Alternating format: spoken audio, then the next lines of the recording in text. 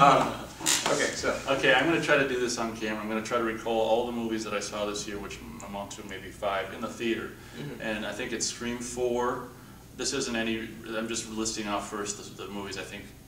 I'm not 100%, but I'm going to try to list all of them I saw in the theater. Scream 4, Super 8, yeah, do the fingers. I think it was Transformers 3, Captain America, Cowboys and Aliens, and Mission Impossible 4. 6? 6. So I'm pretty sure those are the movies that I saw in the theater this year. I might as well do the best first. When I saw Mission Impossible Ghost Protocol, I was like, whoa. Have you seen it? Not yet. Oh. It's worth seeing. I'm not a fan at all of the franchise. I love the first one. That's like this one. Right, I think the second. You what? That's the one I love the first one. I like the most. Second one I think is just like Tom Cruise. I want to show off eye candy bullshit. I think 3 is, you know, the second best one. I think that was pretty damn good. I rewatched them. Not the first one because I know that by heart, but I watched 2 and 3 after I saw 4, and 3 was really competent, and 4 is better than 3. Did I say it was my top movie? Mission Impossible 4 is my top movie of the year out of everything I saw. I saw that, and the opening scene, not the opening, but like the first scene with Tom Cruise in it. I'm not going to spoil it, but it's so fucking cool. I love in a movie when the first scene, like the first 10 or 15 minutes are so good you could walk out after the first 15 minutes and feel like you got your money's worth. That was what the beginning of Mission Impossible Ghost Protocol. Every time, every scene, it hit you with another set piece that was like the first one with Tom Cruise is like, oh, that's so cool. And then like every time they do it, there's like the more like set pieces in this than like any of the Mission Impossibles prior. And it's like they have one of those, at least one, maybe more, but at least one of those great Mission Impossible, awesome, silent, slow scenes, you know, like the coming down into the thing. And he does it a little bit in part 3. I don't think he really, or a little bit in part 2. I can't remember if there's anything like that. I don't think there's anything like that in part 3. JJ wouldn't be that subtle. Well, JJ didn't do it, but he did the third one, right? He directed that was JJ's was the theatrical debut, directing the debut for the third one, and he produced the fourth one.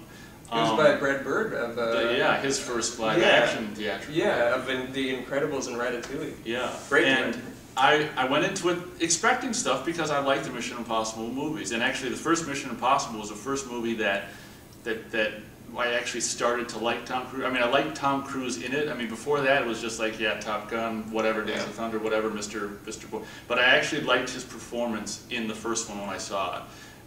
It should be said that I saw the first one in theater, I think, like 5 times. I really loved the first one. But it's because I liked Brian De Palma, I liked the Hitchcock. I love the way it was made. We should probably review the Mission Impossible sometime, so I won't get into it. But Mission Impossible Ghost Protocol, my favorite of the year. You should see it, especially if you like Mission Impossible movies. And I'd be interested to hear, you know, your take on it. I actually plan on seeing it. I'm a huge fan of or if not the villain in the movie is Josh Holloway from Lost, who is he was a great actor on that show. I loved him so much. I'm like, this dude has such incredible range. Why is he stuck on television? This dude needs a big movie. So I was so excited to hear that he was going to be in this Mission Impossible movie. I'm like, great, people will see him and love him. And the movie made it nickel its opening weekend, and I was like, that's kind of a bummer. Like, this was his shot, and it didn't really pan out.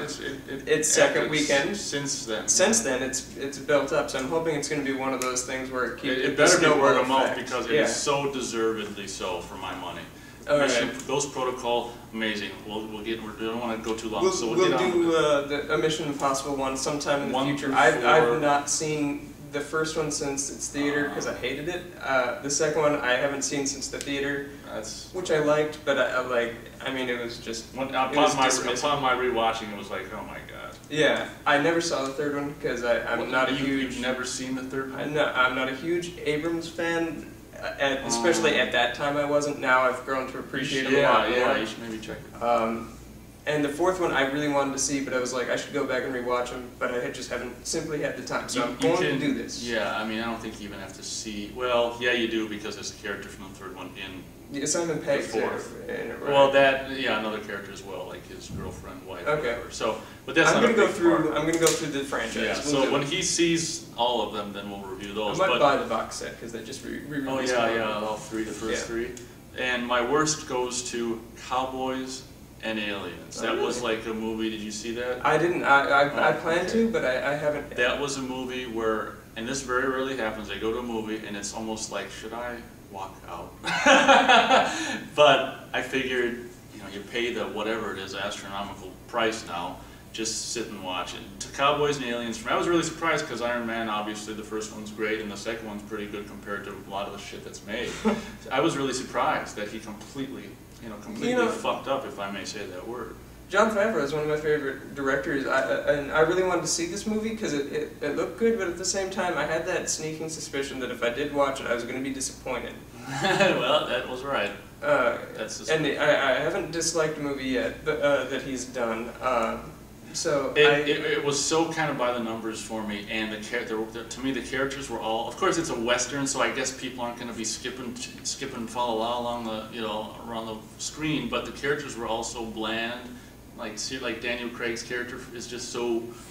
He's the perfect example of what I talk about in reviews of just a tough ass guy that's just so boring. Robert Downey was supposed to play that, but really? he had to turn it down because of his commitments to I think Sherlock Holmes and the Avengers. Yeah, he was doing 2 movies. So that's why he ended up having to turn it down. It would have been interesting. I think he just has such a specific way of acting. It might have changed. He might have saved he's so right. I don't know how Favreau was like, well, Downey's out. Who can we?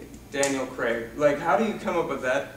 If I can think of 2 actors that are so dissimilar. I'm actually not a very huge fan of Daniel Craig. I like Casino Royale a lot, but that's basically my summary of it. Like, I like Casino Royale. I don't think he's a great Bond, but he's really good in that movie. The producers want him for 5 more Bonds. Did you hear that? 5 more? Yeah, I don't think unless you're gonna make 2 a year, I mean, he's gonna get pretty old. His face looks like that in Casino Royale, but like. It's like chiseled out of stone or something, and not in a good way. Not like a Greek god kind of stone edging. I don't agree with him as Bond, but whatever. Yeah, I mean, not a huge. I like Casino Royale though. Like, I think he's really good in that movie as Bond, but I don't think he's right for Bond. I thought he was necessarily way too physically fit. I mean, when would Bond have any time to do that? No. Between screwing women and just driving, billion-dollar cars, you're not going to have time to be at the gym, Yeah. So anyway, I'm not going to do, 5, that's my best and worst from 2011. Interesting. All right. So, I have not seen. I've seen 70 movies, 70 plus movies this year, and I've not seen those 2, which is your best and worst. Yeah. Off of your list, those are the only 2 I did not see. Oh yeah, that's interesting. That is kind of amazing. So, like I say, I'll be interested to see what you think of Cowboys and Aliens, and also Ghost Protocol. I will watch both of those. Yeah, because we should review, Cowboys and Aliens, obviously, after you see it. So. Yeah, it's gonna hit Redbox, I think, in a week. So that's what I've been waiting for. Because I'm not gonna buy it, certainly. Right. Okay. Well, if you're done. I am done. That was our 43-minute long review. Yeah, it's probably way too long, and because I put some clips on YouTube now of movies in some of our reviews, YouTube's cut off the past 15-minute thing, so now it's only 15 minutes, so they're going to go back to parts. Unfortunately, anything that goes over 15, so I'm sure this is over 15. Because I put Evil Dead, Army of Darkness, the clips, they said YouTube did the copyright thing, so they killed, because we have, the Transformers review I think is 16 minutes something. Yeah. So now it's back to good old parts, which no one watches, but whatever. We'll find a way to make it more concise then. We'll yeah, well, the last time we did it, I think every review except for one of them was under 15. Yeah. So, I mean, this is different because this is a lot of stuff. But there's no reason why one single movie review can't be under 15 minutes. Yeah. We should just be like, But this one's probably way too long, but it's because it's the end of the year. Yep. This is our summary. We deserve 2 parts. Here's hoping for a better, like, Yeah, this movie, this year had such a huge, like, start, and I was like, oh man, 2011, wow. But like, by mid-June, I was like, come on, bring it. Since June, I think there's only been, there's been some really good movies. Captain America has come out, and as I previously said, Planet of the Apes, The Muppets. There are some, and Tintin, like, there have been good movies, but nothing as strong as the start. Like Super 8. Yeah, like, in the beginning of the year, there was Super 8, there was X-Men, there was all the Scream, like, which was just such a pleasant surprise. Yeah. So many things like that, and since then it's like, my anticipation for movies like Sherlock Holmes, so not worth it. Oh yeah, I was such a huge fan of the first one. I didn't like the first one. I was such a huge fan, this one was such a letdown. But anyway. So very briefly, what's the hopes for 2012, obviously? Avengers? What's your top? But the movie, based on trailers that I'm most anticipating, is flat out The Hobbit. You're not a huge Lord of the Rings fan. When Return of the King ended, I was like, alright, I'm done. No, I was like, this is the satisfying end to this world. I'm done. I don't ever. And then when I heard that they were making The Hobbit, I was like, you know what? Must we go back? Like, The Hobbit hasn't been done, true, but like, I'm done with that world. That ended so perfectly. I was so happy.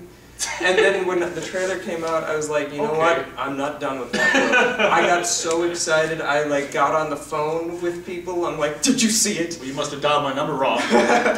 I'm sorry. No, that's okay. Obviously, you know I don't give a jack shit about those movies. Oh man, that is the movie. 2012. That year. 2012. There's a lot of them out there. Even the re-releases of Star Wars and Titanic. I'm right. For that. Well, do you know when Episode 1 comes out? February. Oh wow. And George Lucas's new movie, Red Tails, which looks epic.